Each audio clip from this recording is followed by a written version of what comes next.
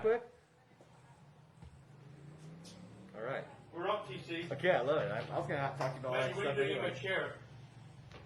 Good. Yeah, exactly. I don't know. I don't know how to Beat it. Dude, I love it. If you got it pegged. Dude, perfect. It's going to be part of the show. I didn't Perfect. even know that. You just stole the show. But you know the shit. That was, dude, totally.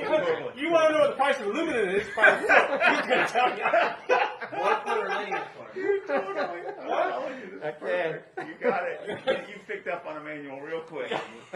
Well, last time he had him on the show, he was like really quiet and everything. But I felt when he was leaving, he had a little bit of sense of humor. Yeah.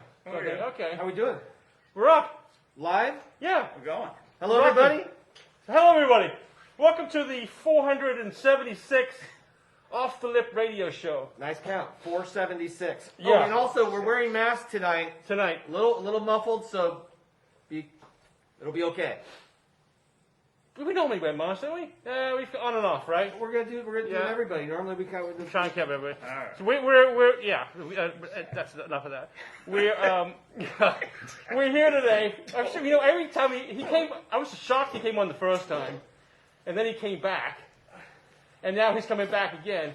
a friend of the show. You know, I've become very close friends with his staff to try and weave a date. And is that why you lost your seat almost? Yeah, Emmanuel's going. I'm taking over. Introductions, please. But I mean, Congressman Jimmy Panetta is on the house. Good to be Round of here. applause. Good to be here. His Royal Highness. Great to be here. His Thanks Royal for all Highness these is in. things. And it's good to be in the boardroom. Yeah? You know, and having yeah. what 13th anniversary here, correct? Correct. 3 days ago. Yeah. So no, it's great to be here. Like, you know, well, first time we did it was in the KSCO. exactly, and Then Novak's house. and then the beautiful house, Yep. and then now the beautiful boardroom. Yeah. It's a 3-stop tour. Yeah. Where do we go next? And we tried to get him in the last couple of months. But I want to ask you, how many times have you been on a plane back and forth from Oh, Washington D.C.? I can't count that. I can't count that high. But obviously, we had this scheduled so many times over the last month, if not a little longer than that, and just things kept on popping up. But And I could tell you, I knew it was going to happen. I mean, when Aaron called me, I'm like, well, I knew that. Yeah. Hey, wait a minute, people are invading the Capitol building. I don't think he's going to be doing my radio show. Well, I mean, let's just be real. Not only did it affect you coming on the show, how does it affect your life just being able to so distracted by this stuff? What else gets put to the curb? Look, what this country has been through this last month has affected everybody. Obviously, not just me being in Washington, being a Congress member in D.C. at the time of the insurrection, but I just think everyone has been affected by what has transpired from the insurrection to the impeachment to, thank goodness, the inauguration. Right. And so it's kind of this 3 weeks in a row, and then a month later, the impeachment vote that we had, whenever that was last week, you know, it was sort of just it's been tumultuous, but it's also for me, it's been a sense of relief knowing that we're on to a new administration. The sense of normalcy is setting in. The temperature is starting to come down once after January 20th. And look, we're still going to have to deal with things from the ex-president speaking next weekend at the CPAC, the Conservative Political Action Committee convention that goes on, to Marjorie Taylor Greene, the Trump-type congresswoman out of Georgia. I mean, we're going to have these issues, but at the same time, now I firmly believe that we're going to be legislating. We're actually going to be doing stuff rather than responding to tweets or responding to destructive executive orders. We're actually going to be legislating. I mean, I'm going back on Monday, I'm flying back, and Friday we're going to be voting on the president's $1.9 trillion package, the COVID rescue package, which is so needed right now. Yeah. And then, you know, we have the immigration package we're working on. Then you're going to see an infrastructure package working on. Then, we introduced the Equality Act. And so now we're actually to a point where, yes, we're going to pass it in the House of Representatives. And this is where we were last year when we talked. It was like, okay, look, but we're still doing stuff in the House. Yes, we got that, but now we have the Senate to look forward to, and we have the executive branch to look forward to. Right. So, to me, as exasperating as the last month, as the last 4 years have been, I'm very excited at these next Because 4 years. it had an ending. Once the inauguration was taking Well, place. the problem is that that's a question, to be honest with you, because the question is it going to end? And yes, we don't have Donald Trump as president, but what about Trumpism? Right. Where is that? Right. And I think that's a question that everybody's trying to figure out, including the Republican Party is trying to figure out, who are we? Are we Marjorie Taylor Greene and Donald Trump, or are we Mitt Romney? And that's where they're kind of figuring out what the hell's going on and the divisiveness that's going on. And so they need to actually determine that. And for us as Democrats, it's kind of like, okay, you guys are divided. Fine. We got work to do. Will it be We got to divided? Do legislate. you think there's going to be two split? Is a party going to split? And look, I believe that is a question yet to be answered. It gets back to what I said to Neil. It's just that has to be determined by them. I don't know the answer to that. And I don't think they know the answer to that, especially when you have people, like Senator McConnell, not voting to impeach, but then slamming the president. He's playing that game. Right. Or then you have Kevin McCarthy, who's basically not voting to impeach and then going to visit Donald Trump and kiss that ring. So, I think the leadership doesn't even know which direction it's in. They're going to have to figure that out. But in the meantime, Democrats and Democratic Party, we got to legislate. We got a leader in the White House who actually understands what it takes to deal with COVID and the quote-unquote wartime effort that's necessary to deal with COVID. And it starts with this rescue package that we're going to be voting on Friday. $1.9 trillion, a very large amount. I get that, but I think it's needed now more than ever. It's needed because you have... What do you think that package, what's the timeline of that package? What's it going to do for us? Well, look, it's going to do a number of things because obviously in March you have a number of things running out. The extra unemployment insurance is going to run out. A couple of moratoriums on evictions for rent and mortgage owners, that runs out as well.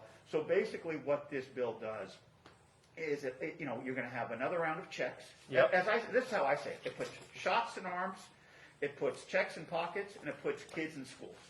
Okay, so, and it does that through our role in the federal government of providing the funds necessary to do that, combined with an administration that understands what it means to have a national strategy. Because as we saw in the Trump administration and how they dealt with COVID was fractured, divisive, disunified, and so we were left with a vacuum to fill.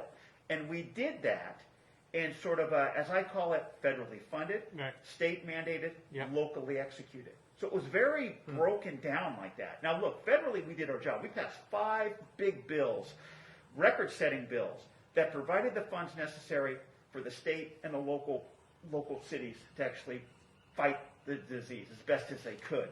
But there was no unified effort, unfortunately. Right. And I think that was so apparent in the vaccine rollout. As we saw once they got the vaccine, how it rolled out and some of the major issues that we've seen here on the ground on the Central Coast. And so I think it's going to help now that you have a president that understands, and I can't stress this enough, that wartime effort mentality. And it was funny, and I don't know if I told you. Me by this wartime.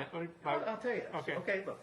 So the one time that I had to talk to Donald Trump when he was president, I was called in on a conference in April, April of last year. And it was Democrats and Republicans to talk to the president about how they're going to deal with COVID and how we're going to try to recover. That was the thinking back then. And when it came to my turn, I said, Mr. President, I said, the first thing we have to do is focus on testing because we didn't have the vaccine back then. You got to remember. And I said, and I believed in my research on COVID-19 was the way we see this is through testing because we couldn't see it. We didn't know. Remember, that was the big issue. We didn't know what the hell, who had it, how it was transferred. We didn't know. Right. And the way you at least saw it was through testing. And so I said, you need to invoke the Defense Production Act to have testing. I said, Mr. President, you have to realize that when Winston Churchill took office, okay, the first thing he did, knowing that the blitzkrieg was coming, the Germans were going to invade through the air, he created the very first day the Ministry of Air Defense. And I said, Mr. President, that's what type of thinking you have to have in dealing with COVID. Now, of course, he's not going to listen to a Democrat from California. That didn't offend me. But what I started to get pissed off was when he didn't listen to not just other Democrats, but other Republicans who were telling him the same thing. And so it was that type of mentality that he didn't have, that administration didn't have, that we have now with Joe Biden and this administration. Realizing that we have to put forward not just federal funding, but federal logistics. We have to have the DoD involved. We have to have the Federal Emergency Management Administration involved.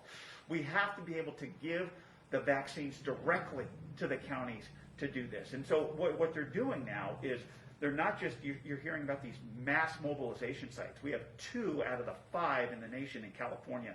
Oakland Coliseum and Dodger, I think it's at Dodger Stadium as well.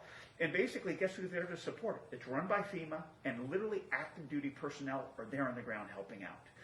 Then they're using pharmacies. They're contracting with pharmacies, major pharmacies, to basically distribute the vaccines. And then in order to deal with certain rural areas, they're using federally qualified health centers, FQHCs, that we have here on the Central Coast, to give to people who need it the most and basically who have been left out and been hurt the most, to be honest with Rest you. homes or something along those No, lines. not necessarily restrooms, but I mean, obviously age, but obviously people of color. Hispanic, especially in the Hispanic communities. Agricultural. Exactly. Migrant workers as well. And I was on the phone yesterday, on a Zoom call yesterday, with one of the head doctors in charge of the vaccine rollout in the White House. And I basically said, look, yes, you're focusing on DoD, I appreciate that for the logistics, but we need basically to focus on, we have farm workers who are coming back here, the numbers are going to shoot up, and the amount of people, you have to take that into account. And he said, the FQHCs are going to be one of the ways that we can do that. So, like I said, that's what I meant by that wartime effort. Having that strategic type mentality of, man, let's get out of it, not be afraid of it. And you always had this sense that the ex-president was afraid of this. He didn't want to be tainted of the challenge of dealing with COVID. And to me, it was unfortunate. It was worse than unfortunate. It was very harmful to our country because he never leaned into it. He never led on the issue. It was harmful in the regard that way too many people died. Of course. Way more people died than should have died. Of course. And like I said, I truly believe that you got to think, I was thinking about this, realizing that, and I'm a Catholic, and so it was Ash Wednesday.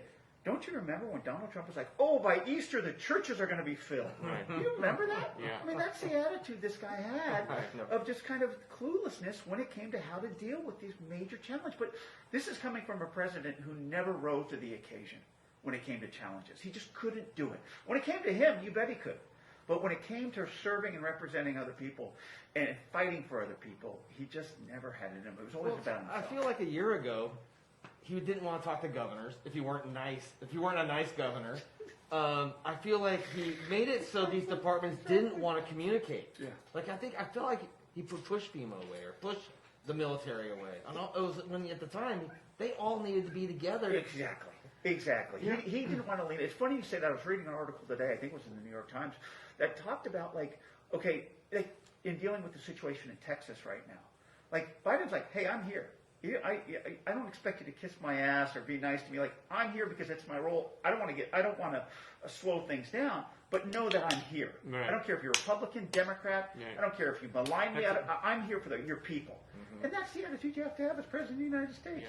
But unfortunately, and you saw this with our governor, who basically did a good job in balancing Donald Trump and knowing not to, what was what Gavin Newsom used one time? He said, there were politics, but it never came to fruition. Right. You know what I'm saying? So he knew there were politics out there and he had to play them, but the negativity out of the politics never came out. And that's why he was able to get the funding for the Federal Emergency Management Assistance that came in during the wildfires that we all experienced in 2020. Right. And so Governor Newsom did a good job in balancing and knowing how to deal with Donald Trump. Right. But it's just, you shouldn't have to deal with that. You should just be, the federal government should be there for us. Right. You shouldn't have to kiss ass to do it. I know you'll love to hear this, but Biden yesterday said America's back. Yeah. You know, is there a feeling of that on the Hill right now? Well, look, I think the answer is that America leadership is back, not just here in the United States, but across the world. Our credibility has to be back. And that takes some steps that we have to do now. I mean, we've taken 2 steps back. So we're trying to take 2 or 3 or 4 steps forward. And it started, I think the reason he said that was because now we're back in the Paris Climate Accords. And yesterday was the first day that we were. And so now it's we're not just going to say we're back and expect our credibility to be back, okay? Right. We got to work to earn it. And I think with John Kerry, I think with John Kerry as a cabinet level envoy for climate change, I think that's another big step. Right. So there are certain steps that we're going to have to take to gain back the credibility that we because the lost, wounds are too. unfortunately. John Kerry has credibility and passion. And not just as a person, but as a person on climate change. Absolutely. And dealing with the climate crisis. He was one of the first people, one of the first Democrats, to be honest with you, to actually stick his neck out there on this stuff. And so I think it gave the Biden administration a lot of credibility, putting him in that position, especially with the people where it means the most to. And that's just not the politics side, but normal people like us, who basically were like, hey man, this is an issue that we have to deal with, and we got to deal with this now. Right. And that's why having John Kerry in that position and actually taking an affirmative step forward on it is important. But we're going to have to figure out what are those steps. How are we going to deal with this? Because we cannot push this off any longer. We know that. You know that. We know that. We here on the Central Coast value that. We understand that. And because we see the effects of climate change, as I mentioned, just in 2020 with the wildfires. I think some Texans believe in it now. Well, let's hope so. But look at Big Sur, what happened there because of the wildfires Right. and then the washout on Highway 1.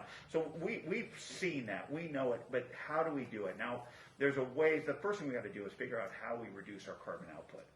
And there are a number of ways to do that. And we'll see what the Biden administration does. My bill that I put forward actually puts a carbon fee on output.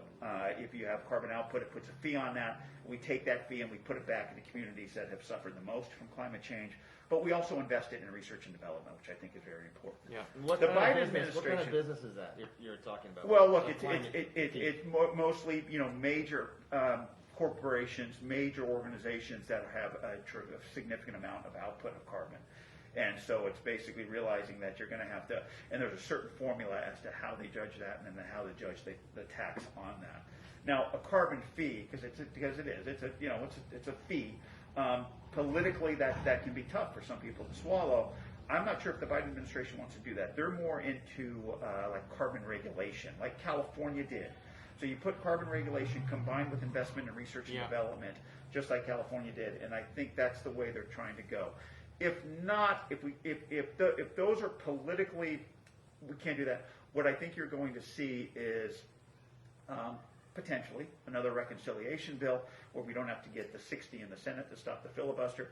Another reconciliation like we're going to be doing with this $1.9 trillion rescue package, but in the relief package, tie in infrastructure and make sure there's a bunch of tax credits for research and development and green energy and renewables and things like that. Very good. First step of many. Can we talk about the insurrection? Yeah, of course. You were there, right? I was there. I was not in the Capitol. I was in my office. Did it? How far is your office from the Capitol? Oh, a couple hundred yards. Did it become a family thing for you? Like, or did you? What step did you take, and what did you do, and how?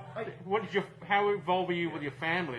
Are they obviously your wife must have been, and your mom and dad must have been very worried. Yeah. No, I mean, look, I was in my office that day because we were told, obviously January 6th was the day that Congress was going to certify the Electoral College vote count. And normally that's a pretty much a rubber stamp process. But obviously with the election and with the constant putting it out there by Donald Trump that it was a fraud and he had won, and the lies that he was putting out there, and the buildup that was going to happen around January 6th, it was going to be different. And so we kind of knew that. But because it was going to be challenged, and there was going to be certain states that were going to be challenged. Can I just jump in there? We knew that. Was that the Republicans and the Democrats? I think we as a country knew that based on what Donald Trump was saying. I mean, you got to, as evidenced in the impeachment trial, this wasn't just about January 6th. It was everything that Donald Trump had said from November 4th all the way to January 6th. And the constant lies. I mean, he played what's called a liar's dividend. And a liar's dividend is you say something no matter how false it is, but if you keep on saying it, people start going, you know what I mean? I mean, it's kind of a tactic in court. I mean, you ask each witness in court, did you see the guy with the red hat? No. And the witness says no. I mean, the evidence is no. But the fact that the attorney asked, did you see the guy? People in the jury might be thinking, maybe there was a guy with the red hat. Yeah. And that's what we were left with, leading up to January 6th. So that's why I say we kneel, because of Donald Trump and because of the lies he was espousing about the fraud and about the vote counting machines and things like that. And then even telling people to show up, it will be wild. And Yeah. calling people to Washington, D.C. You knew something was going to happen. Did we ever think that it would be the insurrection that it was? The answer is no. And I don't know of too many people. I haven't heard of anybody that actually said, I said this was going to happen. I've never heard that. Right. That being said, we didn't think it was going to be like it was. We knew we had a job to do of certifying the Electoral College. And so, as you know, there were certain states that were going to be challenged. Only those members from those states were going to speak on the floor about being challenged, about the objections. And so knowing that, and knowing that I had stuff to do, including, and we were dealing with obviously the vaccine issues that we've been dealing with, I scheduled 2 Zoom calls with stakeholders here in the district, hospital heads and county health heads from each county that I represent. And so I was going to get that work done, knowing that my colleagues from those states, they were going to deal with that. So I was in my office, and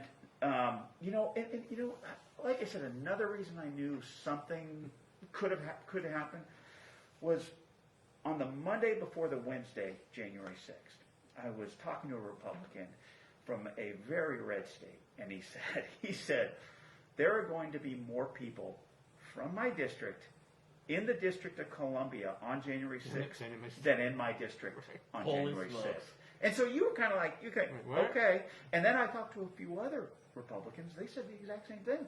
Oh no, he said, I know he said, I have sheriffs from my counties. They're coming out here. I mean, that was the call to arms that the ex-president had started, had done. And so I'm in my office. We kind of knew, okay, people are going to be there. It might be a little wild, as the president said. And next thing you know, I get a loud banging on my door. Bum, bum, bum, bum, bum. And it's my office door, and then we have a front door and office door. And I, to be honest with you, I thought it was one of my colleagues playing a practical joke. Like, what the hell, And I'm in the middle of one of these Zoom calls. And next thing you know, you hear the banging on the main door. And then they opened it up, and it was Capitol Police saying, you got to evacuate. You got to evacuate. You're like, why? Good question. That particular evacuation order was not necessarily because of what was going on in the Capitol, because it hadn't really started yet. Mm-hmm. But about 100 yards away, they found one of the 2 pipe bombs. Oh. So they were evacuating Cannon office building, because of the pipe bomb that was found. Now, that being said, I didn't know about the pipe bomb. I obviously knew something was starting to happen in the Capitol, but I had a meeting to do. I had work to do. And so I had 4 staff in the office, and I said, you guys go. I need to stay here. I got a job to do. And also there was a little incredulity on my part in the sense of nobody's going to find 406 Cannon and come up here. And I was like, I'm okay. But at that same point, you did start to hear chatter of shots fired. Someone's been killed. And so it was like, okay. That's when I sent my staff. You guys go. Okay, I got to stay here. So I stayed in my office the whole time. And obviously then I started to watch what was transpiring. On TV? On TV. Yeah. And then I started to get some texts from my colleagues who were in the rafters, in the gallery, and they all got shuffled out, and they all got stuck in a committee room, my committee room, the Ways and Means committee room. But I was in my office, I'm watching TV, I'm still doing work, I'm answering the phones because people were calling in. I wanted to show that we're still cranking here. Right. And I think literally, I wasn't afraid, to be completely frank. I wasn't afraid because, like I said, I'm in my office, I'm secure. They're not going to find a way over to 406 Cannon. And obviously you didn't know the gravity of what was taking place over there. But I was like, I got work to do. But then when you started seeing what was going on, my first emotion was absolute anger. Right. I was so disturbed and borderline distraught. And yes, brought to tears because I was just like, how could this happen? How the hell could this happen? And I think that was the first, in talking to my father at the time, and I think I could hear the same emotion from him of what is going on and why is this going on? Yeah. Those were the emotions I had. He must have been emotional himself. Yeah, you bet. You bet. He was pissed. You bet. And so that's what really frustrated me. But then you because I didn't listen to the president's speech that morning. Yeah. But you slowly started to put it together. So first thing was, how did this happen? And that was something that's going to be still to be investigated to this day. But then you started to soon realize why this happened. And you started to see the president's words that were literally filled riddled with violence when he spoke. And so you saw that, you heard these words, and then you started to put together, as I talked about, all of his comments from the election on up to that day. And you realize this happened because the president incited this insurrection. Yeah. And so it got me more frustrated and more angered. But I got to tell you, it wasn't, and I had to do a self-evaluation, why am I so pissed off? Why am I so angry?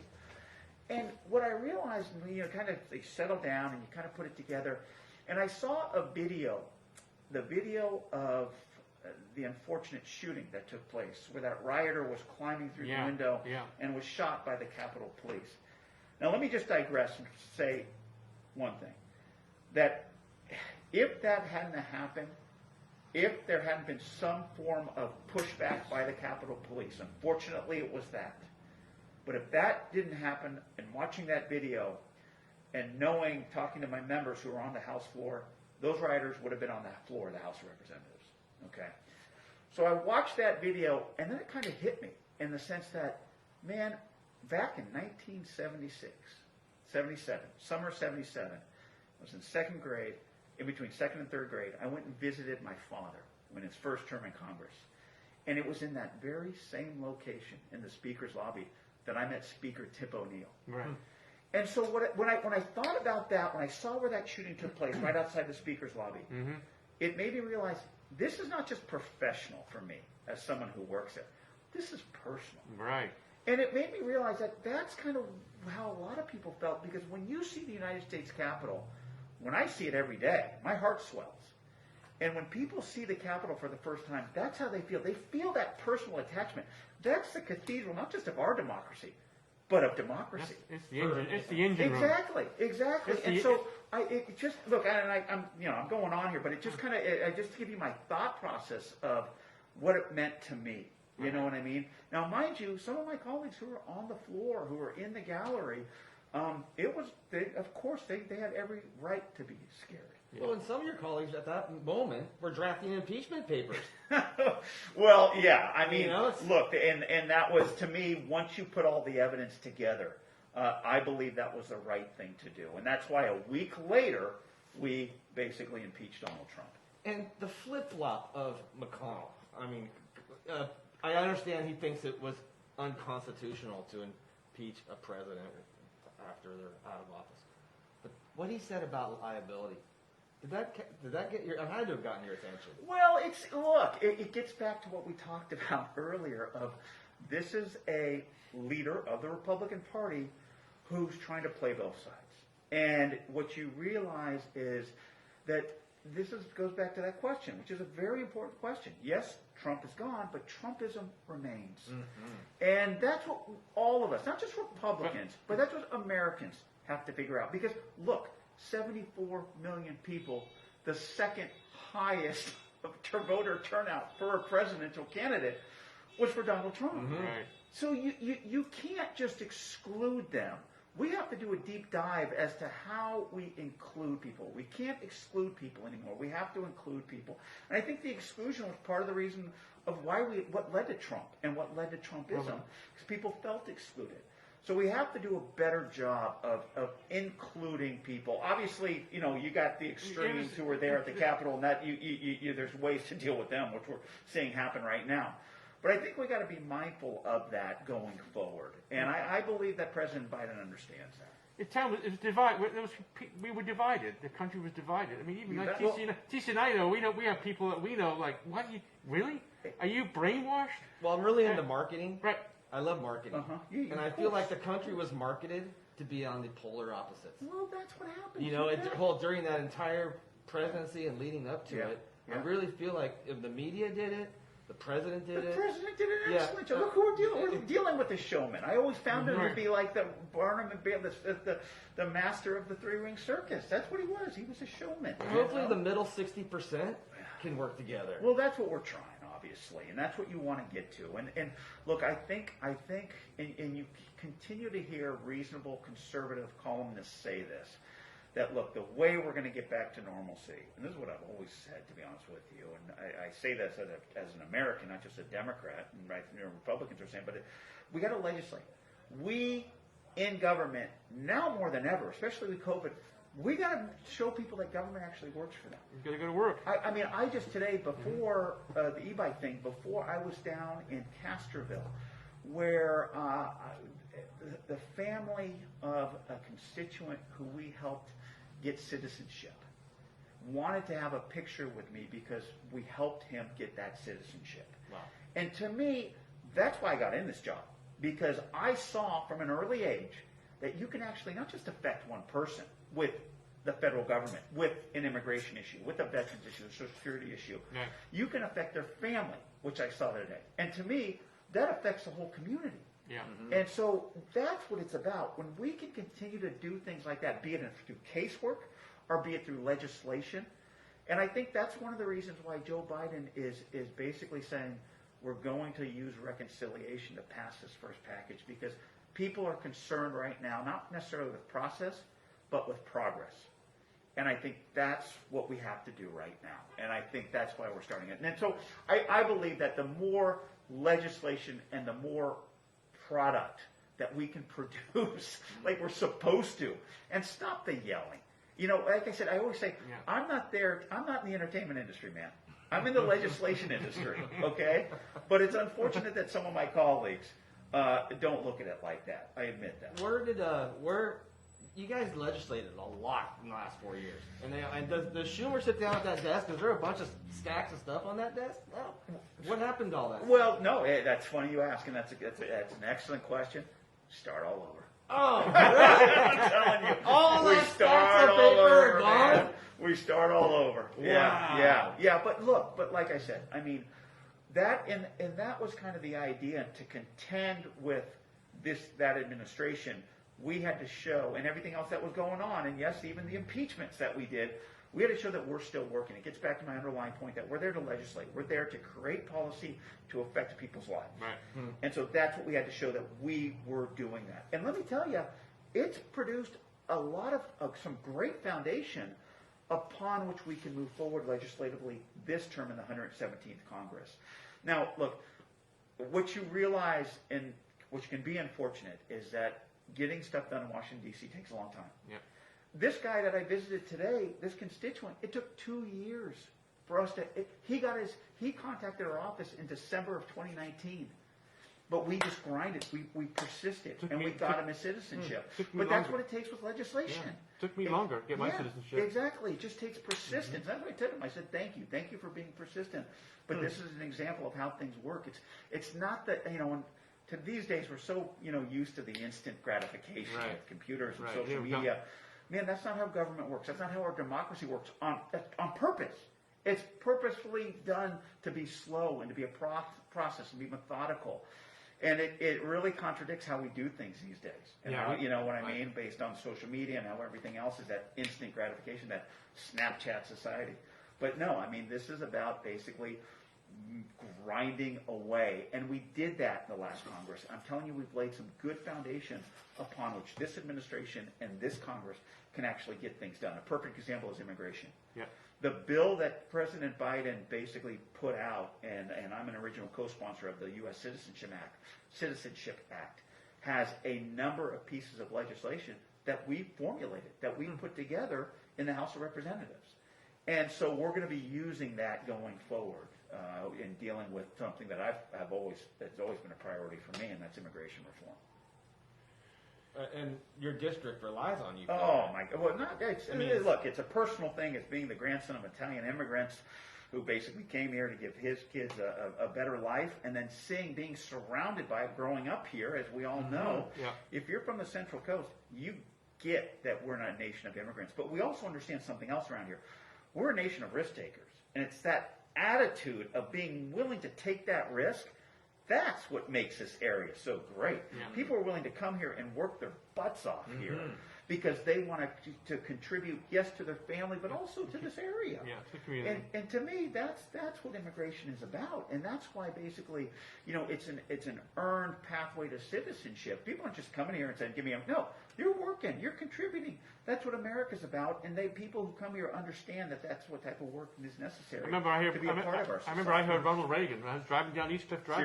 I was working here illegally, and my Social Security number was illegal. I'm waiting for the knock on the door.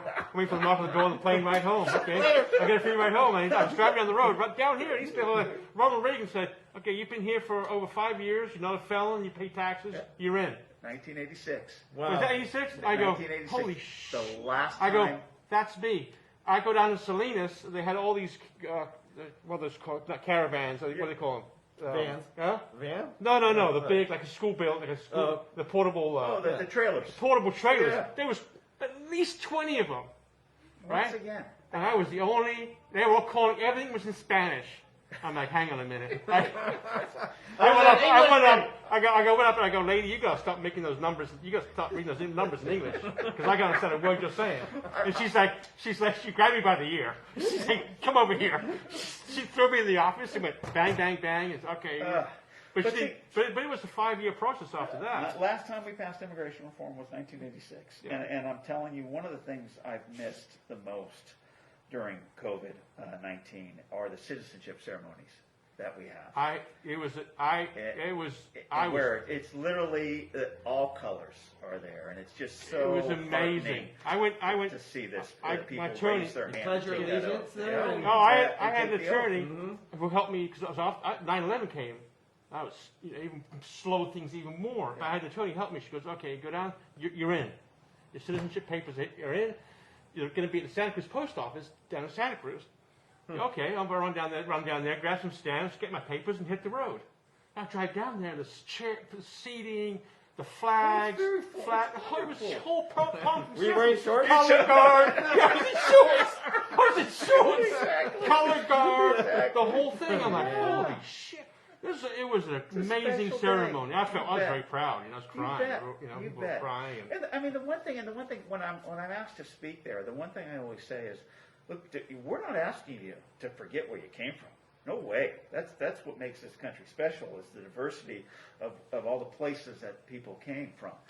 But we're asking you to pledge to look to the future, to pledge to this country going forward. But never forget your past, man. That's what makes it special. But we're able to maintain who we are, where we came from, but knowing that we're all part of this experiment of the United States to make it better. Yeah. Can we talk about the COVID vaccine? Can I side skip that 1 second, just real Sure. quick? Are you aware of any of the, or have knowledge of what the new rules are for the no fish zones in the Bay? Is that a federal thing that they're trying to do? I am not aware of that at I this don't know if it's point. NOAA who does that. Well, look, it's a Monterey Bay National Marine Sanctuary, Yes. as we know that. And so, obviously, there's a balance there with certain areas where fishermen or fisherwomen can or can't fish. But I don't know the specifics right there's a now. new, they're trying to pass some new stuff for the whole coast. Interesting. That I know some of my commercial fishing friends have been discussing. Interesting. And so I just thought. I wonder if that's California. If it's the whole coast, it might be California. Possibly. Yeah. I'm not sure. That's why I was asking. Someone Yeah. told me today about it, and I thought, well, we're a surf and skateboard show. That kind of affects what the ocean here. Let's see if you have any knowledge of Yeah, that. no, I'm Well, sorry, I'll do some man. research myself. I'm sorry, I don't know. I'm going to talk about the vaccine because Yes, do it. I'm 64 years old. Yeah. Not Now, yet. I could do what those two people in Florida did. You see Disguise. that? I don't think you have to disguise yourself, They bro. dressed up as old ladies. They dressed up. I don't think you need to. Just be like, I'm 65. They'll be like, okay. You don't need to. I was gonna go you get don't a need wig to and be a bonnets. No disguise, No though. bonnets. Just show up. They No won't even ask. No, Be like, man. no moo-moos, no bonnets. Yeah, I'm exactly. going to call that skateboard when the bathing suit comes off. Exactly. Anyway, so the vaccine deployment effort. So Yeah, are we on schedule here in the Central Coast? Well, look, obviously, I think the answer is no at this point, but we're getting there. Yeah. Okay. I mean, and once again, it gets back to what I said Well, of basically the previous administration. Look, I mean, one of the things that we should be proud of, and the former president could be proud of, is how fast we got the vaccines. Okay, that was something that was unbelievable, done in record time, and we as Americans should be proud Right. that we had organizations and assisted for them to get the vaccines out as quick as they did. But that being said, once they had the vaccine, they just kind of left it up to the states States and the local government. So once again, it gets back to that strategy that I talked about of federally funded. We funded the vaccine development and distribution of it, but we didn't mandate it. That was left to the states. We didn't execute it. That was left up to the counties. And what you realize, it's more than just the vaccine. It's the syringes. It's the administrators. It's the vaccinators. It's everything else that comes with it. It's all the logistics. And so when you leave it up to these counties, they needed more supply. We know that. But two, we needed to work on our logistics. And there was a good article. Sorry, hold on, Neil. Yeah, sure. There was a good article about basically this small town in New York that basically said early on they knew they were going to have the vaccine. So what they do? They practice with flu shots. So they basically set up these cars going through their local stadium, and they got their supply, they got their shots out like that. It really worked well. But that's what a lot of other counties they just didn't have the logistics. That's where it gets back to having the federal government help out, not just funding, but with logistics, with these mass centers, going through these pharmacies, going through the federally qualified health centers, using that type of attitude of, we got to get everybody involved, from the DOD to FEMA to the National Guard to help out. We're going to get there. It's just, and obviously we run into issues like the storms, the ice storms that we experienced this last week. That's going to slow things up. But I do believe with the federal government getting involved with the 1.9 trillion package that we're going to pass, that includes 160 billion for vaccines. More and more, it's coming. It's coming. But do you ever wonder how different it would be if we didn't have the hoaxinator at the helm? You know, like if we actually would have hit the ground running like everybody else. Well, we were told to be magically disappear, and we'd be in church a year ago. None of it happened. But if we would have been as aggressive as we are at this moment, then do you ever wonder how different things could be? Well, look, I think you can always look back and say hindsight's 20/20, and there's always things that could have been done differently, especially with a disease that we really knew nothing about. And I still think we're figuring it out, to be honest with you. I mean, I heard Dr. Fauci, who we all know.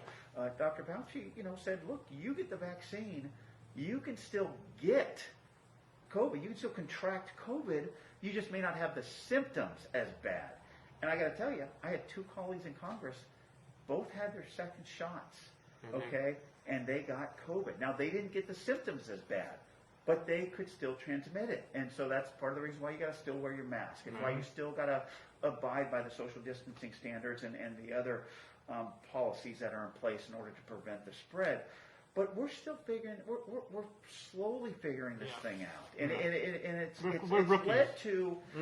led to what I say is like we have never tamed this tiger. We've ridden this tiger, and that's kind of been the feeling that we've kind of had throughout COVID. I mean, like I said, first it was like, okay, well, it's got to be testing, but we didn't have enough, and they weren't done in a timely manner.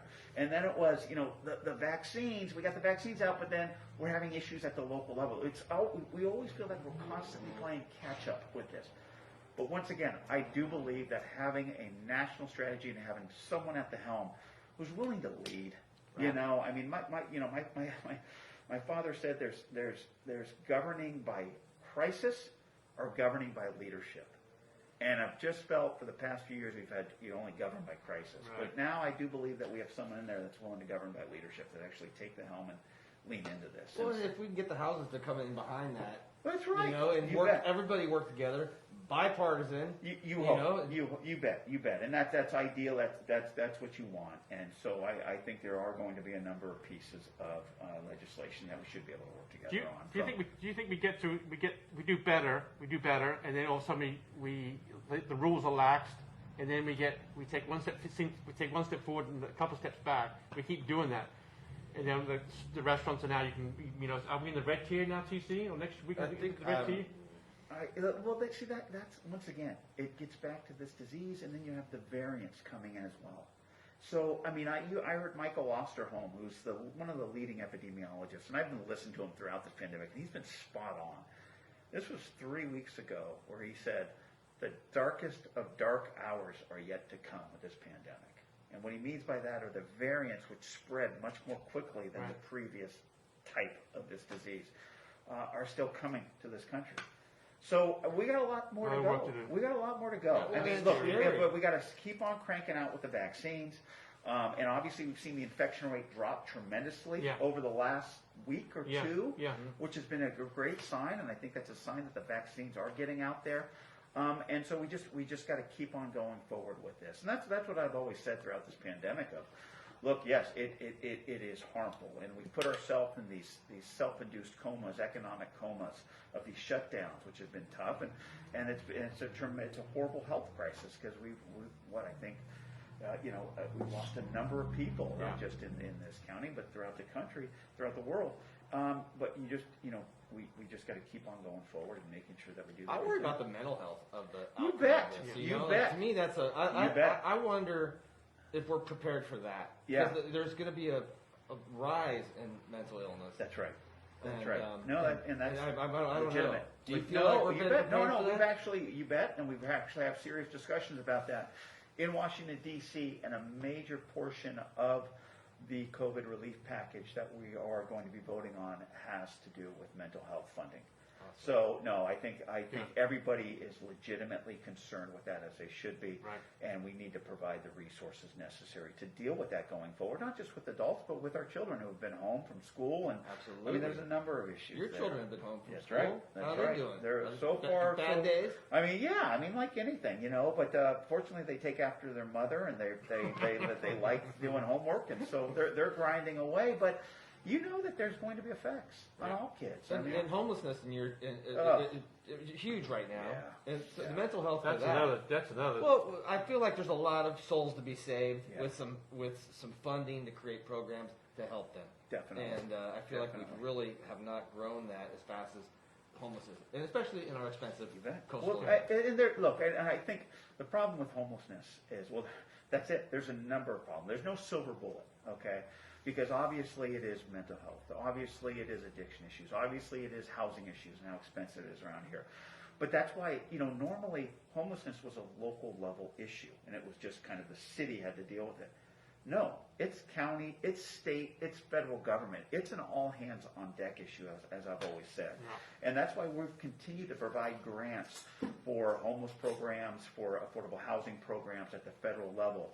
And it's just making sure that basically we continue to deal with this issue at all levels, from funding from the federal government to making sure that the structures are in place here locally. And it is a problem. Let him go home to his family. Yeah, I know. Yeah. Congressman, thank you. Of course. How about, can you, Thank Emmanuel, you. can you sit in that chair for just a minute, please? Here we go. Hi, how's it going? So, Emmanuel, it's the second time you've been on the show. That's Kind right. of, you see off on the sidelines. What the hell do you do, and why are you here? You're like a Why am I bodyguard. Are you here? packing right now? What was Are you that? packing like some kind of... I get asked that question a lot, actually. You just want to know what the hell you... A couple of times, people think I'm the bodyguard, and I don't correct them. I'm like, You know? okay, Yeah, sure. no. Yeah. Why am I here? Lethal Yeah. weapons. Why am I here? I want to give back to my community Yeah. and to my country that's given so much to me. It gave me and my sister an education. Wonderful. I gave my dad a good paying job to help take care of us. Good. And yeah, that's the reason why I'm here. And how many, do you do a lot of interviews with the congressman? I haven't done this many interviews. A few? I mean, how do we this rank year, TC and I? How do TC and I rank? We just want to know a scorecard of. Great. Are we, tell you. Yeah, and be I honest with us. To be honest with These us. are the Yeah. fun ones. For personality, I think high marks. Awesome. Yeah. Hey, all right, How it's fun, it's great settings. Yeah, no. Okay. Let Cool. me Y'all do a just great job. let me just fill in what he missed. Emmanuel works in my office, and In Santa Cruz, right? He works in the Santa Cruz office, and let me tell you, he's one of these workers that just grinds away. And Yeah. he's the one that you come in that door, you call. He's the one there picking up the phone, basically saying, Yeah. "How can I help you?" And he's the one that helps basically make federal government work I for do- those who have issues with immigration, or Social Security, or the IRS, or the U.S. Postal Service. We're working on that, making Right. sure it gets better, because that's a big issue, not just here but across this country. And so, he's on the front lines. And so I really Another full appreciate him mark being for here. Sarah Cronin and Aaron. You bet. They were so good to me, and Thank you. She called me, Neil. I'm so sorry. Yeah, no. I knew you were going to call me, Like Aaron. I said, we had a lot of scheduling issues to work Well, out. you but we have were a able great to do it. staff, and that Thank just you. that shows And I who agree. you are. You know, I you agree. want to thank. No, I'm you. lucky to have them. They do a we're- hell of a job, and I admit the people of the Central Coast are lucky to have that staff. We're lucky to have you. As work for them. we're lucky to have you as our representative. Thank you I so much, sir. appreciate that, Neil. We appreciate it. Thanks, Neil. Thank you very much. Always good. Thanks. Yeah. All right. I'm going to give away gifts. You guys on Santa Cruz Waste, thanks for tuning in. Sorry we Oh, we couldn't talk about comments tonight, but we will see you next week. Are you going to do a little I sponsor want to stuff thank right now?